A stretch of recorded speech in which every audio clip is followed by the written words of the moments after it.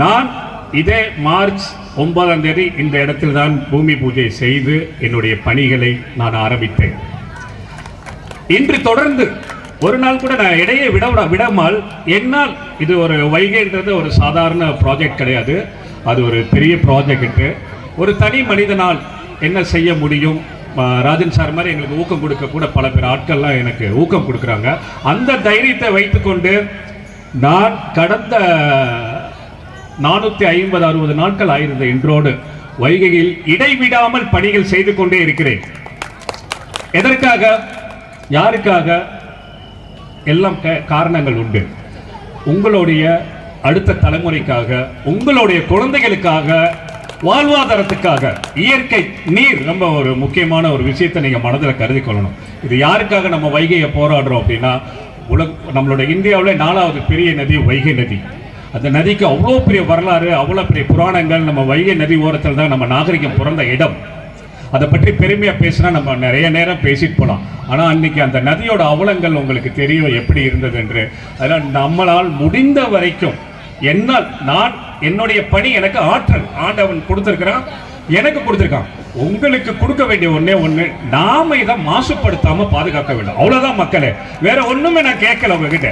நீங்க மாசுபடுத்தாதீங்க, குப்பையை போட வேண்டாம், கழிவு நீர்களை தடுக்க வேண்டாம், தட்டி கேளுங்க. இதுதான் நம்மளுடைய வைகை நீரை பாதுகாக்கிற உங்களுக்கு அந்த உரிமை உண்டு.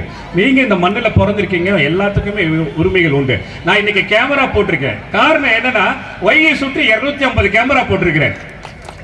எதுக்காக போட்டிருக்கேன்? மக்கள் அவேர்னஸ். குப்பையை கொட்டாதீங்க, தயவு செய்து கழிவு நீரை கலக்காதீங்க அப்படின்னு சொல்லி ஒரு 250 கேமரா போட்டிருக்கேன். இன்னும் ஒரு 150 கேமரா ப்ராஜெக்ட்ல இருக்குது. இருந்தாலும் மக்களை நானும் எல்லா பேரும் குப்பை கொட்டுறோட சொல்லிக்கிட்டு தான் வரேன். ஆனாலும் மாற்றம் நடந்து கொண்டுதான் இருக்கிறது. முடிந்தவரை நம்ம வைகையை மீட்டெடுப்போம். அதுக்கு ஒரு தனி மனிதனால் மட்டும் முடியாது, மக்கள் ஒத்துழைப்பு மிக முக்கிய அவசியம். நீங்க ஆதரவும் ஆறுதலும் மற்றவர்களிடம் பகிர்ந்து கொள்ளுங்கள். நம்ம நீர் எவ்வளவு பெரிய ஒரு முக்கியமான ஒரு விஷயம். நம்ம எதிர்காலம், நம்ம குழந்தைகள் வாழ்வாதாரம் மிக முக்கியமான ஒரு விஷயம். நிறைய டைம் இருக்கு, நம்ம பேசலாம். வாய்ப்பளித்த ராஜன் சார் அவர்களுக்கும் மற்ற அனைவருக்கும் எனது வாழ்த்துக்களையும் நன்றியும் தெரிவித்துக் கொள்ள. எல்லாருக்கும் சிறப்பா இருக்கும். எல்லாம் இந்த ஆடிப்பெருக்கை முன்னிட்டு நீரும் வளமும் ஆசீர்வாதம் எல்லாம் சிறப்பாக இருக்கும்.